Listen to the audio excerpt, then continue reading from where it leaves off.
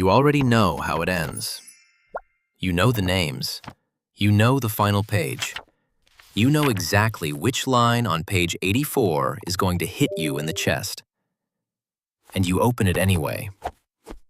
People look at you like you're broken. You've already read that. Yeah, that's exactly why I'm reading it again. And here's what nobody tells you. Neuroscientists found a specific word for what's happening in your brain when you do this. I'll tell you that word at the very end.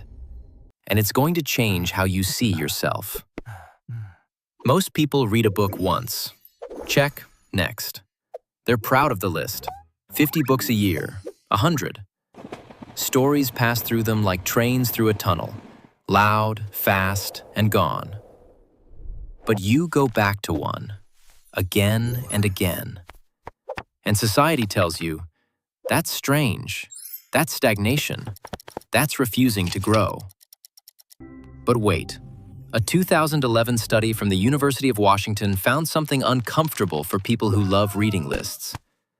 People who reread retain significantly more meaning, not facts, but actual meaning, than people who read widely but only once. Not because they're slower, but because their brain does something fundamentally different the second time around. What exactly? We'll get there. But first, you need to understand who these people actually are. But here's the strangest part. People who reread aren't connected by genre or age. They're connected by one specific personality type. And if you recognize yourself in what I'm about to say, that's not a coincidence. Psychologists call this trait deep experiential processing. In plain language, you don't skim the surface. Anywhere. Ever. Not in books, not in relationships, not in your thoughts at 3 in the morning. Think of your brain not as a camera taking snapshots, but as a sculptor returning to the same block of marble, each time removing a new layer, each time seeing the shape a little differently. The first time you read a book, you were a different person. Now you're not. And the same text, the exact same words, says something new to you. Not because it changed, because you did. Brace yourself, because this one stings. The average person retains about 10% of what they read a month after finishing a book. 10%. That means 50 books a year is, at best, 5 books of actual absorption. You reread one book 3 times, and you know it the way most people don't know a single one. That's not falling behind. That's a strategy. And it has a neuroscientific explanation. Everyone gets this wrong. People think rereading means not moving forward. But neuroscientists know that when you reread, the brain triggers a process called memory reconsolidation. That's when an old memory is pulled from storage and literally rewritten with who you are right now.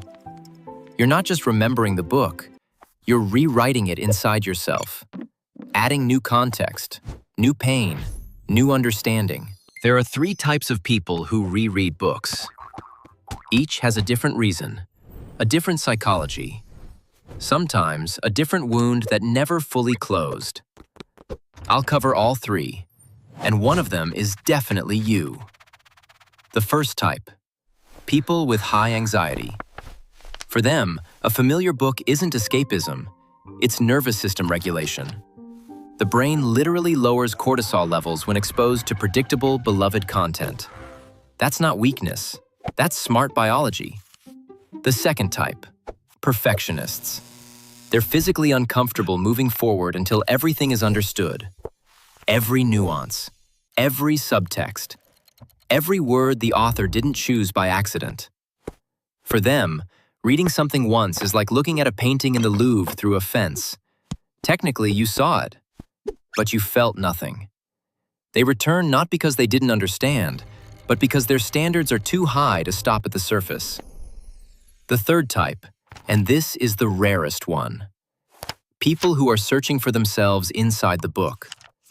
They reread because every time they find a new answer to the same old question, who am I? At 18, one book reads like an adventure. At 30, like a warning. At 40, like a mirror showing you something you weren't ready to see. The text doesn't change. The angle you're looking from does. But here's the strangest thing about all three types. They share one trait. Just one. And it shows up in roughly 15 to 20% of people.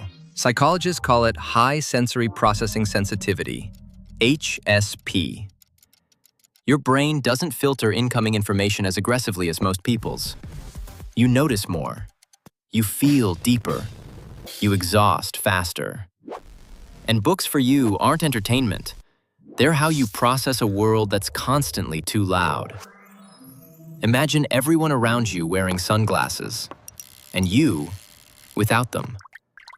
You see every shade of the sky, every shadow on the pavement, every wrinkle on a stranger's face on the subway.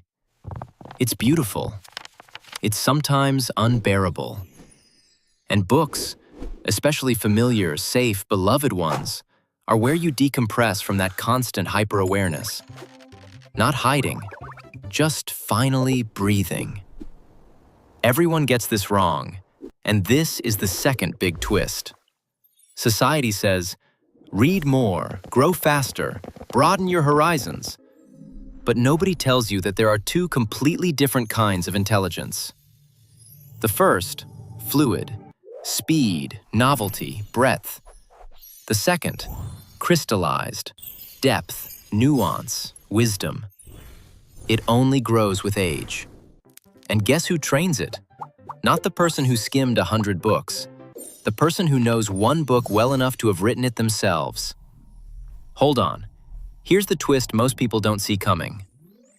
Research in developmental psychology shows that children who were read the same books aloud repeatedly, not different ones each time, the same ones, are significantly more likely to become rereaders as adults.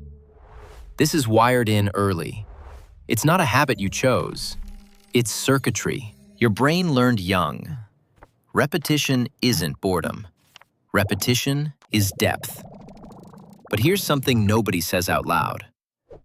Sometimes you go back to a book not because you love it, but because there's an answer in it to a question you haven't formed yet. Your brain leads you back like a GPS that knows you missed a turn. Something was left there. Something that belongs to you. Something you weren't ready to hear the last time. And now, we've reached it. Remember I said at the very beginning, neuroscientists found one specific word for what happens in your brain when you reread? Here it is, reconsolidation. Every time you open a familiar book, your brain doesn't just replay an old memory. It retrieves it, holds it, and rewrites it. With who you've become, with everything you've been through since. You are literally rewriting yourself through the text. This isn't a metaphor.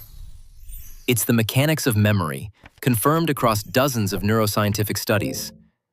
And it means one very important thing. Every time you reread a book, you meet a past version of yourself, the one you were back then. And you compare, quietly, without judgment. You simply see the distance between who you were and who you are now. People who read a lot often know a lot of things, shallowly. You know fewer books, but some of them you know the way nobody else does. They've become part of your language, part of your decisions, part of how you think at 3 in the morning when nobody's watching. That's not falling behind the people keeping lists. That's a different way of being present in the world. Less wide, significantly deeper. There's one more thing almost nobody talks about. A 2021 study found that people who regularly reread fiction score higher on empathy and social intelligence than those who only read new texts. Not because they're kinder, but because they live inside someone else's experience long enough for it to actually change something. They don't just read about a character, they inhabit them, long enough for it to matter. Picture someone who's watched 1,000 films once each, and someone who's watched the same film every year for 20 years, noticing something new every time. Who understands cinema better? That's not rhetorical. It's a question about what you think the point is. Consumption or understanding? Speed or depth? The list or the knowledge? So the next time someone says, "You're reading that again?" just smile. Because you're doing something most people don't know how to do and don't understand.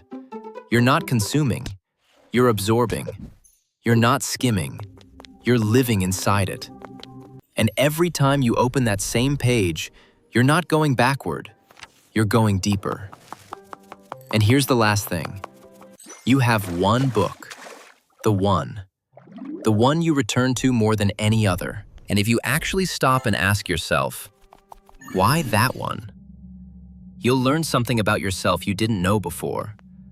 Not about the book, about you. I promise.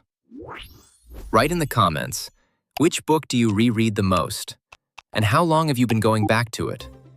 I'm genuinely curious. And I have a feeling this comment section is going to be one of the most honest conversations you've seen in a long time. Because people who reread books tend to know how to say what actually matters. Prove me right.